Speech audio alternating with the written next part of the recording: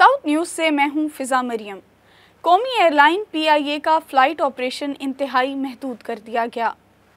Flight schedule के मुताबिक जुम्मा 27 अक्टूबर के लिए मुकामी और बैनुल-अक़वामी 58 परवाज़ें मनसूख कर दी गई हैं, जिनमें कराची आने जाने की 22 परवाज़ें भी शामिल हैं।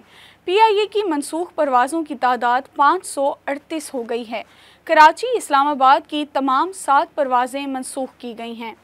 तर्जमान पीआईए अतहर अवान ने बताया कि इदारे का ऑपरेशन इंतहाई महदूद कर दिया गया है। नफ़ा बख्श और इंतहाई ज़रूरी सेक्टर की इंटरनेशनल परवाज़ों को हर सूरत बहाल रखा गया है। उन्होंने कहा कि अंदरूने मुल्क परवाज़ें न होने के बराबर हैं। मुकामी छोटे स्टेशंस की खसारे की परवाज़ें ज़्यादा मनसूख की जा रही हैं। मेपको डिवीजन लोधरा टीम पुलिस के हमरा बिजली चोरों के खिलाफ पूरी कानूनी कुव्वत के साथ क्रैकडाउन में मसरूफ़ है। जारी मुहिम में 220 बिजली चोरों को गिरफ्तार करके मुकदमात दर्ज करवाए गए और 1.5 करोड़ से ज़ायद के जुर्माने भी किए गए हैं। मज़ीद बात करते हैं राना आसिफ हनीफ से। जी बिल्कुल, मेपको डिवीजन लोधरा ने पूरे ज़िले में बिजली चोरों के खिलाफ तमाम कानूनी वसाइल के साथ क्रैकडाउन जारी रखा हुआ है। बिजली चोर कितने पकड़े गए, कितने एफआईआर्स हुई और कोई ऐसे ज़िम्मेदार या पथारेदार जो अपने आप को ज़िले का, शहर का बड़ा नामी-गिरामी शख्स समझते हुए बिजली चोरी को अपना हक समझते थे, इनके खिलाफ क्या कार्रवाइयाँ हुई, इसके लिए हमारे साथ मौजूद हैं एक्सचेन मेपको डिवीजन लोधरा मनोज कुमार साहब और एसडीओ रूरल लोधरा जनाब सलमान बाचा साहब। हम बात करेंगे पहले एक्सचेन साहब से। सर बताइएगा इस वक़्त डिस्ट्रिक्ट में कितने बिजली चोर पकड़े हैं और कितने जुर्माने आपने कर दिए हैं? जब से ये मुहिम शुरू हुई है हमने तकरीबन 220 बिजली चोर पकड़े हैं और ये बड़ी मछलियां थी जिनसे हमने तकरीबन 1.5 करोड़ के जुर्माने भी आयद किए हैं, अरेस्ट भी करे हैं। तकरीबन 158% अरेस्ट भी हैं और ये हमारी मुहिम जारी रहेगी जब तक एक भी बिजली चोर है।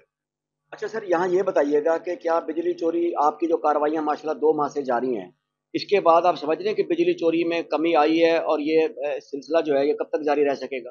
जी, ये हमने देखा है, हमने एनालाइज किया है कि जब से हमने ये मुहिम चलाई है चोरी में वाक़ई कमी नज़र आ रही है। हम दिन-रात फील्ड में काम कर रहे हैं, जितनी शुरू वाले दिनों में हमें चोरी मिलती थी, अब उसका रेशियो काफ़ी कम हो गया है। तो इसका मतलब है कि हमारा ये प्रेशर काम आ रहा है और ये प्रेशर हमारा तब तक जारी रहेगा, जब तक आखिरी चोर बाकी रहेगा। सर आप बताइएगा, आप भी माशाल्लाह फील्ड में काम कर रहे हैं, क्या कोई ऐसे ज़िम्मेदार सामने आए जो बिजली चोरी को अपना हक समझते हुए सरकार का माल भी हड़प कर रहे थे और गरीबों पर जुल्म कर रहे थे? जी बिल्कुल, अब रिसेंटली हमने एक ट्यूबवेल के कनेक्शन को चेक किया था जिस पे हमें शक था कि इसका इस्तेमाल ज़्यादा है लेकिन यूनिट्स उसके इतने नहीं आ रहे। तो जब उसको हमने चेक करवाया एमएनटी से, उसमें से 42,000 यूनिट निकले, जिसकी बेस पे उसको तकरीबन 16 लाख का जुर्माना उसको हुआ था। उसमें से उसने 15 लाख रुपए जमा भी करा दिए और बाकी भी इस महीने जमा कर लेगा। और कुछ और भी ऐसे मशकूक ट्यूबवेल है जिस पे हमारी नज़र है और अंडर ऑब्जर्वेशन उसको हम रख रहे हैं, तो इंशाल्लाह उसको भी पकड़ेंगे। जी बिल्कुल, आपने तफ़सीलात से आगाही हासिल की कि एक्सचेन मेपको डिवीजन मनोज कुमार का ये कहना है कि आखिरी बिजली चोर की मौजूदगी तक कार्रवाई जारी रहेगी। इसी तरह रूरल सब डिवीजन के एसडीओ लोधरा सलमान बाचा साहब का कहना है कि उनकी नज़र ही ऐसे बिजली चोरों पर है जो बिजली चोरियों को अपना हक समझते हैं। जैसे इन्होंने बताया कि एक ज़िम्मेदार ने ट्यूबवेल बिजली चोरी पर लगाया हुआ था, जिसके अब इन्होंने तकरीबन 16 लाख रुपए से जुर्माना किया है। सो ये सिलसिले वापडा या मेपको डिवीजन लोधरा के अफसरान एहलकारों की पूरी टीम के साथ जारी हैं और उम्मीद की जा सकती है कि आने वाले दिनों में मजीद इंकशाफात होंगे। कार्य सरकार में मुदाखलत करने वाले अफराद पाबंद सलासल नजर आएंगे और बिजली चोरी की मद में जो जुर्माने किए जा रहे हैं उससे सरकारी रेवेन्यू में भी इजाफा होगा। मकबूजा कश्मीर में भारतीय मुजालिम और गासबाना तसल्लुत के खिलाफ ज़िला कौंसिल लोधरा में सेमिनार और रैली का इनेकाद किया गया। डिप्टी कमिश्नर अब्दुर्रऊफ महर समेत ज़िले अफसरान और सिविल सोसाइटी ने शिरकत की।